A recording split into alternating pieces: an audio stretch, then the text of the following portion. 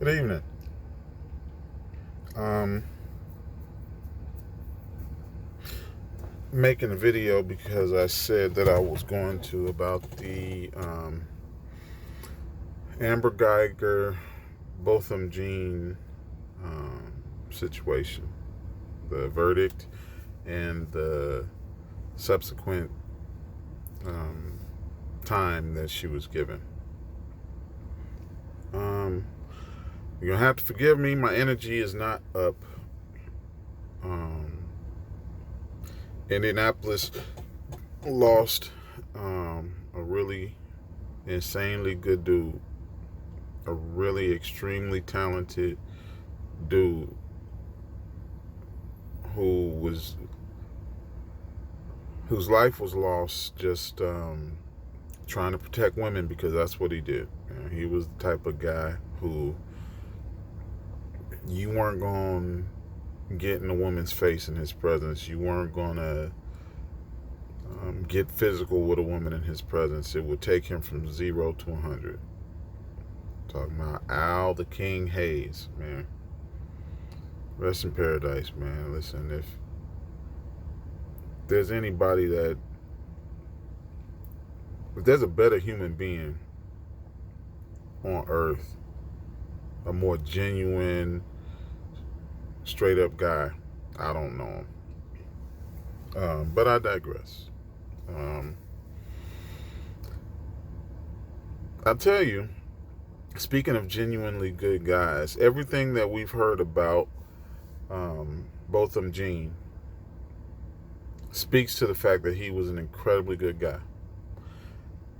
Even his family, after the guilty verdict of by the judge for Amber Guyger, even they were quick to embrace her and quick to tell her that they forgive her, right? Which, listen, people grieve differently. As a Christian, we're taught to forgive. Now, they had a whole year to be able to get their forgiveness together. So I don't, listen, I have no words for them, their capacity to forgive or their ability to forgive or whether they should, feel any kind of differently. They, as the grieving family, have the right to feel however they feel. But that judge was out of pocket. The whole courtroom was out of pocket. And here's the thing. Why is it, this is what occurs to me, right? So if we were to break down, let me put this down so I can use my hands when I'm talking because I'm passionate about this thing. If we were to break down Amber Guyger and break down what kind of human being she was, right? We wouldn't know everything, but we know a couple things. We know one thing, that she was having an affair with her partner. Her partner was married, and she knew he was married. She was having an affair with him. That's one thing. Do we judge people for? No, not necessarily. But also, we know that she was sexting her married partner right before she went into Botham Jean's apartment. And we also know that after she killed him, she texted him again talking about how horny she was, right? That's in the transcripts. We also know that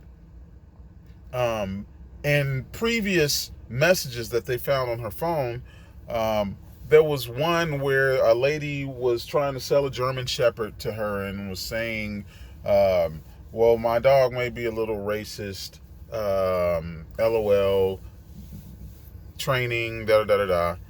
Amber Guyger, in responding to that woman, said, oh, I wish I could buy the dog, but my apartment wouldn't let me. And no problem, I am too. I am too, meaning I am a little racist too. Maybe that's a little joke that, some white folks tell to other white folks, just haha, hey, I'm a little bit racist too. Hey, me too, ha ha ha. I don't know. We also know that when they were being called to do some detail on Martin Luther King Day, they were complaining about having to do the detail, her and another officer, probably the one that she was cheating with, I'm not sure. And they were like, well, when is this going to be over with? And her response was, well, I guess when Martin Luther King is dead. Oh, wait. Ha ha ha ha. Laugh, joke, funny, right? Ha ha. Now, what is that culmination of private messaging show? Listen, if you were to get a whole bunch of police officers' phones, and people who work in that industry, you're going to find a lot of very inappropriate, very morbid things that they're laughing at, that they're joking about. You'll find some racist stuff. You'll find some homophobic stuff. You'll find all kinds of stuff. And the reason why is because the amount of trauma that they see daily has to be processed in some way. Has to be.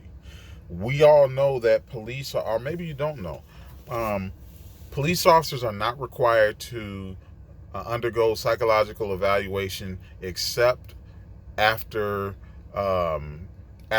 some great thing that they're forced to do it, or except for at the very beginning of their of them taking the oath of office to be a police officer. That was told to me by police officers. They're not mandated to do that. Now, keep in mind that these are people who see dead babies, grandmothers being raped by grandchildren, kids being abused. They see the worst of the worst, right? And people running back to their abusers after they've been saved and then only end up dead. They see the worst of the worst. So I don't begrudge necessarily morbid sense of humor. People process trauma different ways.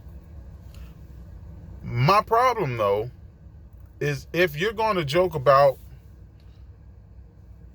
my people, or if you're going to make a comment concerning my culture, I'm going to hold that against you.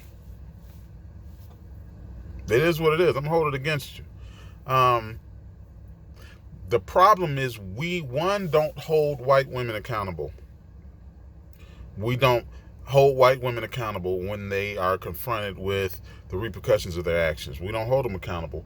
If they cry, we let them off the hook. Oh, well, she shows remorse, so we're going to go light on her. Or we give no repercussions whatsoever. And we definitely don't like to hold police officers accountable. So here's where I think the two of those issues converge. A police officer was so negligent in her duties. She was so horrible at her job of just detecting, of just situational awareness. She was so god-awful at it that she killed a man in his own apartment. After being sentenced to a very minuscule 10 years, because we're thinking, okay, 10 years, would I want to go to jail for 10 years? No, but there's somebody who stole like $158 worth of something who's been in jail for 20 years. There's people who are selling weed or who sold weed and they're in jail for life, in jail for 30 years. We don't weep for them. We don't grieve for them. The only people that care are their families. And we never, ever, ever embrace them after sentencing them. Have you ever seen a judge take a young African-American man who just got convicted of killing a police officer and hugged him and saying, give your life to God, it'll be okay? Have you ever seen that?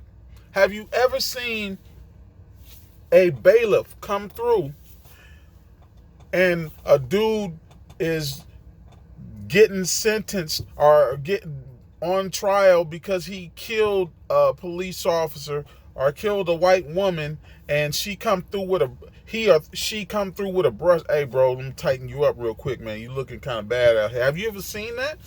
No. Yet we saw both of those things happen And it wasn't by white people. The judge was black. The bailiff was black. Both of them were women also. I think it's disgusting that a judge would be so unprofessional and insanely biased, in my opinion, as to show that level of concern over a murderer. I think that's disgusting. I think that she doesn't deserve to be a judge if she has that hard a time with convicting a white female police officer, which shows the reason why black people don't get justice in this country. Because when I go up and I'm going before that judge for whatever crime that I'm going up against, I'm not going to get embraced by that judge. I'm not going to get hugged by that judge. There's not going to be any empathy. There's not going to be an emotional toll that's taken on that judge for sentencing me. But that judge, number one, gave them the opportunity to have the castle doctrine be heard, which is basically saying saying that you have the right to defend yourself in your own castle. The problem was she wasn't in her castle, so that even got thrown out. And I think the judge actually, people were trying to find out why would the judge even allow that to be heard. And some people were like, well, maybe she just wanted to have that ruled out so they couldn't come and appeal it. No, turns out the judge was probably hoping that they would allow for the castle doctrine to stick, and the jurors wasn't going for it. The judge hugged the woman who murdered a man in cold blood. Never been done. Nobody's ever seen it done. I'm pretty sure you can go through that judge's track record of all her cases and never see her embrace a black man for killing a police officer or for killing anybody, period. No matter how much remorse he showed. I think that black people, number one, are so starved for justice that we're made to feel bad when we get it. Even if we don't get it fully, if we get it partially, like we almost have to say, excuse me. We're not allowed to celebrate. We're not allowed to be mad and to be angry. We have to be forgiving, or else we're evil. You have, and this is mostly pushed by white American society. If we're not in a rush to forgive the person who's committed atrocities to us, the woman who lied on Emmett Till, the woman who lied on Malcolm X back in the day, the women who lied and started the massacre in Rosewood, or the Tulsa, Oklahoma massacre, or something like.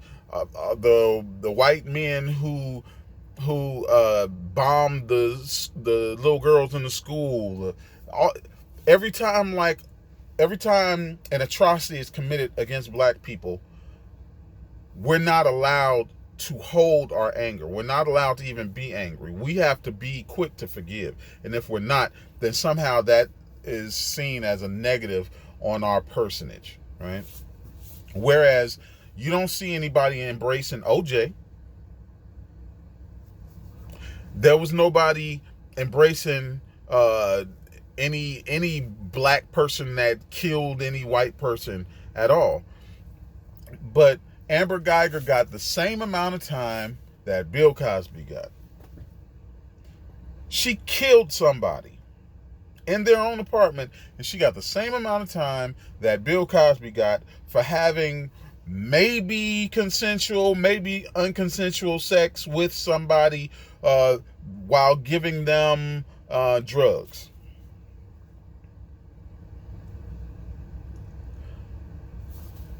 That bailiff doesn't deserve to work in a courtroom.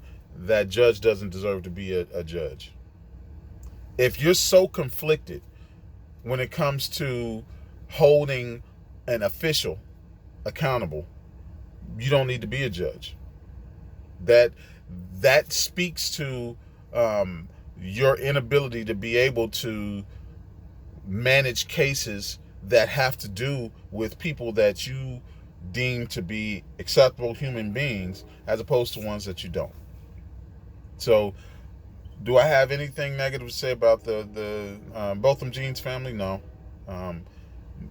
They're better than me. I'll ask the judge if I can have a minute to hug somebody. Ask me if I'm gonna be hugging them. The judge, though, I don't know if she deserves to be disbarred. I don't. I care about black people, and I don't want to see her out of her job. I would like for her to be reprimanded severely, though, and I would like for her to be humiliated publicly. Because if that ain't the most cooninish stuff that I've seen in my life, I don't know what is. And that bailiff, her family need to talk to her. We need to stay on code, black people. Listen, I ain't saying that we gotta hate white people. No, I've never been on that. I have a white son. I got mixed kids. I have white friends. I'd never be, shoot, half of the people in my family is light skinned and it didn't get that way coming from the motherland. I just feel like when we see that there is a miscarriage of justice when it comes to African Americans, we need to unify when it comes to what we're demanding as far as what justice looks like. That wasn't justice. 10 years isn't justice. You'll never be able to get Botham Jean back. You'll never be able to undo what Amber Guyger did. But you cannot spit in the face of generations of black people who have been murdered by police officers with no justice whatsoever by embracing the person who committed the crime and almost apologizing for holding them accountable for it. Where they do that at? That's disgusting. But hey, what are you gonna do? We got 10 years. She may serve 5. I don't know. That's all I got, y'all. Peace and head grease. R.I.P. Al Hayes. Man. We got your daughters this holiday season, man.